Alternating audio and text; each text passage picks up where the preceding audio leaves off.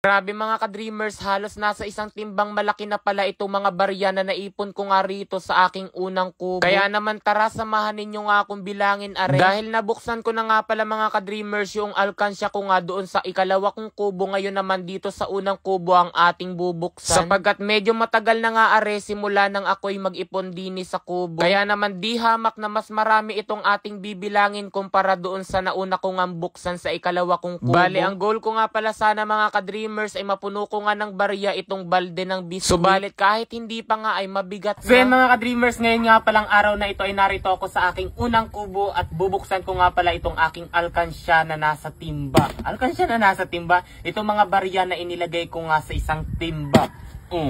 Ano? Di ba?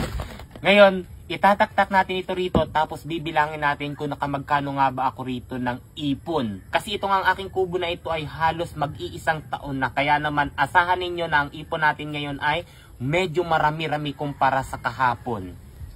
Yun naman. Diba? Ayan na, itaktak ko na.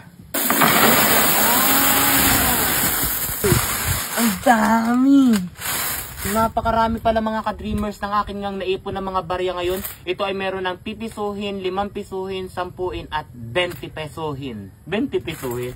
Ngayon bibilangin natin kung magkano nga ba ang aabutin nitong aking inipon ngayon dito nga sa kubo na una kong kubo.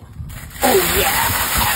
Dahil marami-rami nga ari mga ka-dreamers kumpara doon sa nauna, kaya naman sinimulan ko na nga ang pagbibilang, baka kasi ako abutin pa ng gabi. Ang una ko nga pinagpapatas-patas ay ito nga 20. Marami talaga ari mga ka-dreamers, kaya naman nagpatulong na nga pala ako rito kay Kuya Biloy. Tsaka paalis na rin nga pala iyan at pupunta na muling Romblon, kaya naman kahit hindi nga ako magpatulong ay nagbida-bida na sa pagbibilang. Siyempre alam nyo na mga ka-dreamers, kukupit lamang yan ng pamasahe.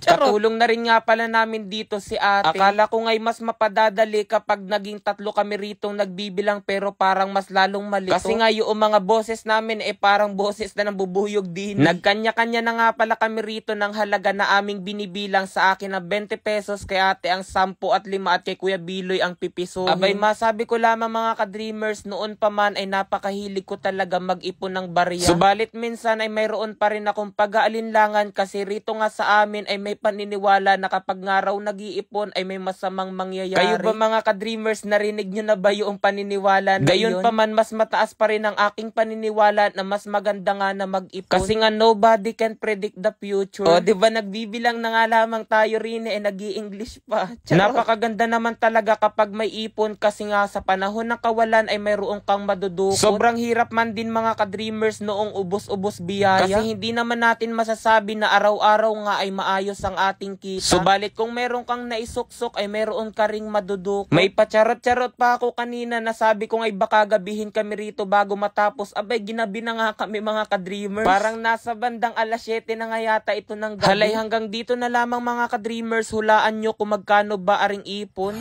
Oh! 49,500! I won! 83,100. Ngayon mga ka-dreamers, tuturuan ko kayo kung paano kumita ng napakalaki rito kay PH Pasay. Nasa comment section lang ang link para mag-register at mag-deposit. Huwag nyo kalimutan mag-screenshot sapagkat mamimigay ako ngayon sa GCash. So yan, maglaro ako ngayon dito kay Super Ace. Play! Ito yung pinakamaganda, scatter agad sapagkat may 10 spins siya mga ka-dreamers. 400 na agad oh. O yan yung scatter na sinasabi ko. Napakaganda niyan dito kay PH Pasay. Play! 800 agad. Oh, 1, 2. 1, 2. 1, 2. 1, 2. 4,000. 2, 4. 1, 2. 2, 4. Oh, 49,500. 5,000. 10,000. 1,000.